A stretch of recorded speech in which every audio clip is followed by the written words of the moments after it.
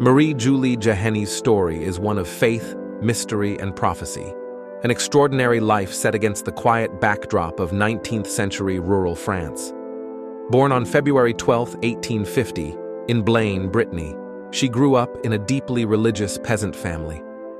Her early life was simple, defined by the rhythms of village life and the deep Catholic faith of her parents. From a young age, Julie displayed an unusual devotion to God. While other children played, she often spent her time in prayer and contemplation. Her family and neighbors marveled at her spiritual maturity and unwavering faith, though none could have imagined the divine path her life would take. Before diving into today's story, kindly take a moment to subscribe to our channel, as this helps our channel grow and reach more viewers. Thanks as you comply. Julie's journey into the mystical began in her early 20s. On January 22, 1873, at the age of 23, she experienced a profound transformation. She claimed to have received the stigmata, the miraculous wounds of Christ's crucifixion, on her hands, feet, and side. These wounds bled frequently and caused her immense physical pain. Her stigmata became a focal point for both devotion and controversy. Word spread quickly, and her home turned into a pilgrimage site. People came from far and wide to witness what many believed was a living miracle. Doctors examined her repeatedly, attempting to explain the phenomena, but their findings only deepened the mystery. The wounds could not be attributed to any natural cause, and they defied medical understanding. While skeptics dismissed her as delusional or fraudulent, many witnesses, including members of the clergy, became convinced of her divine connection. Around the same time she received the stigmata, Julie began having visions of Jesus Christ, the Virgin Mary, and numerous saints. These visions were accompanied by messages, which she claimed were intended not just for her, but for all of humanity. In these divine encounters, she was told of events that would unfold in the years to come, both in her native France and across the globe. Her visions were often apocalyptic, foretelling calamities, wars, and a crisis within the Catholic Church. Yet they were also filled with hope, offering guidance on how the faithful could persevere through the coming trials. One of Julie's most striking predictions was her prophecy about the decline of the Catholic Church.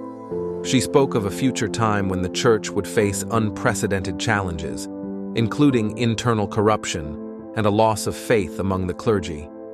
She described priests abandoning their sacred duties and leading the faithful astray. Her words resonate strongly in the context of modern church scandals and the decline of religious observance in Europe. She also warned of changes within the Church that would alienate traditional believers.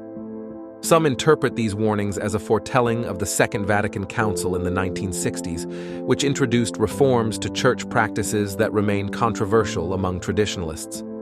To her followers, Julie was a voice crying out against these changes, urging the faithful to remain steadfast in their devotion to traditional Catholic teachings. Julie's prophecies extended beyond the Church to the political and social upheavals of France. She warned of a time when France, once known as the eldest daughter of the Church, would turn away from its Catholic roots. This abandonment, she said, would lead to great suffering for the nation. Some of her followers believe her warnings foreshadowed the secularization of France, while others see them as a prediction of future turmoil yet to come. She also spoke of revolutions and wars that would devastate Europe. Her descriptions of widespread bloodshed and suffering seemed to predict the horrors of the French Revolution, World War I, and World War II. In one vision, she described a red sea of blood flowing across the land, a haunting image that many interpret as a premonition of the catastrophic wars that ravaged the continent.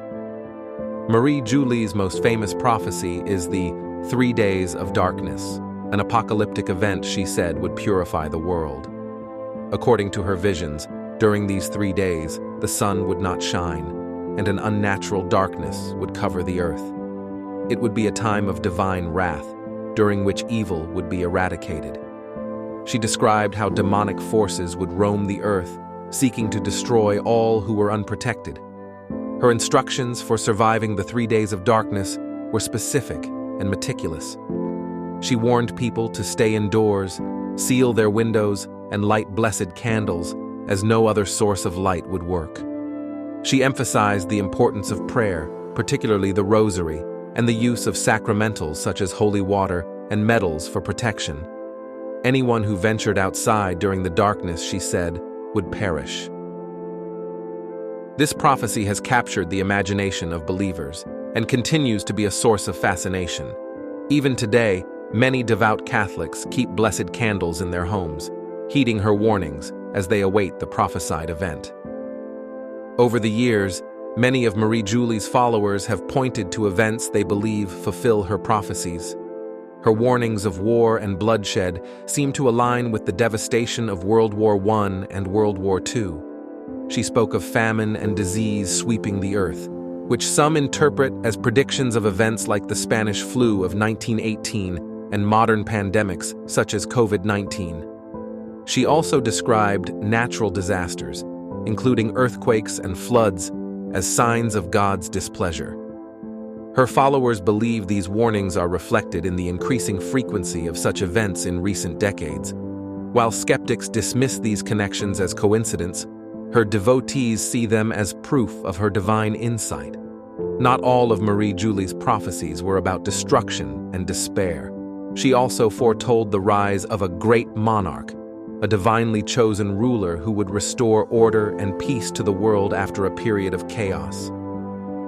This monarch, she said, would be a descendant of the French royal line and would re-establish Catholicism as the guiding force in society. To those devastated by her apocalyptic warnings, the promise of the great monarch offered a glimmer of hope.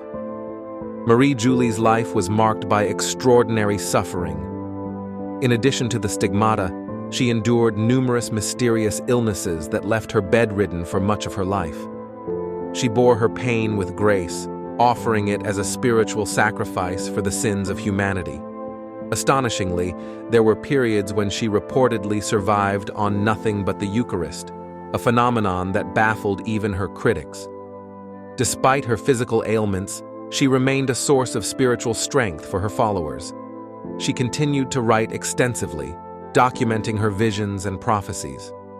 These writings have been preserved and studied by her devotees, who consider them a treasure trove of divine wisdom. Marie Julie Jahenny passed away on March 4, 1941, at the age of 91. Her death marked the end of a life filled with mystery and devotion. Yet her story did not end there. Her home in Blaine has become a site of pilgrimage, drawing visitors from around the world who seek to connect with her extraordinary legacy. To her followers, she is a prophet and a saint, chosen by God to deliver his messages to humanity. To skeptics, she remains an enigma, a woman whose life defies easy explanation. Whatever one believes, there is no denying the impact of her life and prophecies.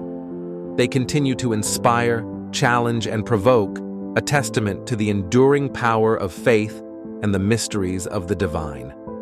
Marie Julie Jahenny's story is a tapestry of miracles, suffering, and prophecy. It invites us to consider the boundaries of human understanding and the possibility of the divine in our world. Her life reminds us that even in the quietest corners of the earth, extraordinary things can happen. If you enjoyed this discussion, don't forget to like this video, comment, share, and subscribe to the channel. Thanks for watching.